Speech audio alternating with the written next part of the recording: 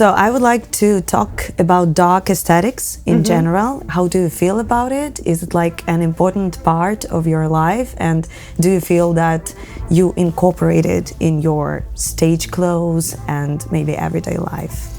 Oh, that's a really cool question. I would say that I have it on my body. For example, all the tattoos are partly taken from paintings of the Polish painter Beksiński.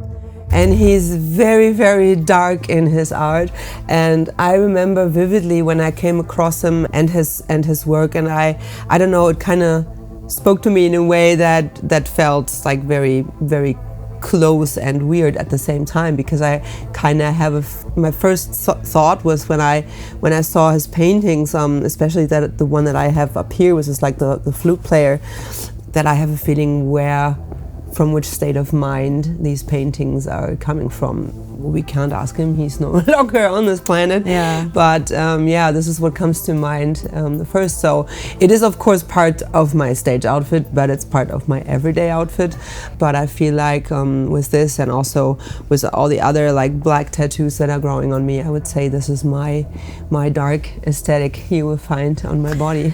It's really interesting that you talk about Beksiński, because I discovered him this year and I've been to the gallery with his paintings in Krakow, and actually one of the Polish mass market brands, they made like a collaboration between, I think, the people who are owning the rights of his paintings. And on this very cruise, I have hoodie with his photographs, because he wasn't only painting, he was also taking photographs. And it's basically like it says Beksiński, like it's embroidered, and it has like the patches of his photographs. Awesome. So I'm on the same page with you here. I'm a huge fan.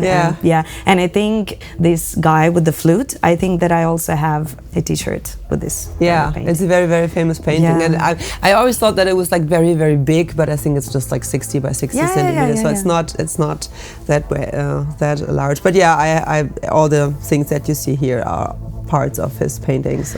It's also interesting because his paintings are in color, so basically you have transformed them like to the black and white, like mostly they're in color. They are in some kind of color, but they are more like on the monochrome side, as being like they have some yellowish, some beige and brown colors, but they are not like poppin' colors. Yes. So they are he's working with contrast and giving his paintings more depth with like very precise use of red colors and green colors. But he's a very interesting artist, or he was a very interesting artist, and it was so difficult to find a tattoo artist who was willing to do that, because the paintings are complex, very complicated, and they have also these kind of, I don't know if it's like horses or dogs what he painted here, but they have like multiple legs, but they all make sense, so it's not just like random. I found a tattoo artist, Tommy Wendner from Germany, and he's a huge Beksiński fan, and he was just like, you really want the whole sleeve? Oh yeah, come over, we need to do that. That's so cool. I'm sometimes sad that I already have some tattoos on my hands, because I cannot really make a sleeve anymore, because that train is gone, you know? But I still have like all my legs are still without tattoos, so maybe one day. Another question, when you are filming music videos, do you work with some stylists, or do you just dress yourself? Do your band members dress themselves, or how do you agree like on all these things? With Hiraes, I think when it comes to filming videos, I have the visual idea. It usually just comes up very quickly with the music, and then I try to. I'm not very good at drawing. I'm actually very bad at drawing, but I try to draw it out as good as I can, and try to give the guys an idea of what I want to do, and then we agree on a wardrobe. And I know that the guys want to dress in a simple way, so. Let's have them.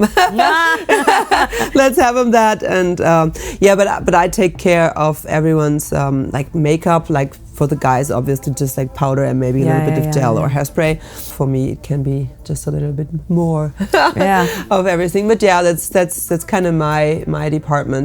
I have worked when for example, when I did the featuring with Creator, like there was a makeup artist there, and she did a great job. But it was so relaxing. I was just sitting there with a cup of coffee, and she was just like, that was so nice. Yeah, I know, because I have a dear friend of mine, and she's a makeup artist in Ukraine. So, and obviously we're filming videos there, and she's doing such a great job. I remember working with her for the first time, maybe in 2020 or something like this, and it was the first makeup artist who figured how to do like the face straight away, because sometimes they just try to apply the same technique onto like, you know, different faces, and it doesn't work. So she's doing an amazing job, and I don't know, it's also funny because sometimes I get the questions from fans or from like, who is doing your makeup for stage? And I'm like, my dear sweet summer child, you know, it's this is not how it works. I know. You have to be a huge artist, you know, to have your makeup artist traveling with you. But I don't know how it is for you, especially before shows. This kind of ritual of getting ready and of taking time and be by myself and only with myself when I'm getting ready has become like a real anchor point for me, just to, you know, just like dive into the mood of a show, like keep the everyday life outside, and with stage makeup and long lashes and everything, just comes the sharpened Britta personality out that we need on stage. Yeah, thank you. Yeah, you're welcome. Thanks for having me.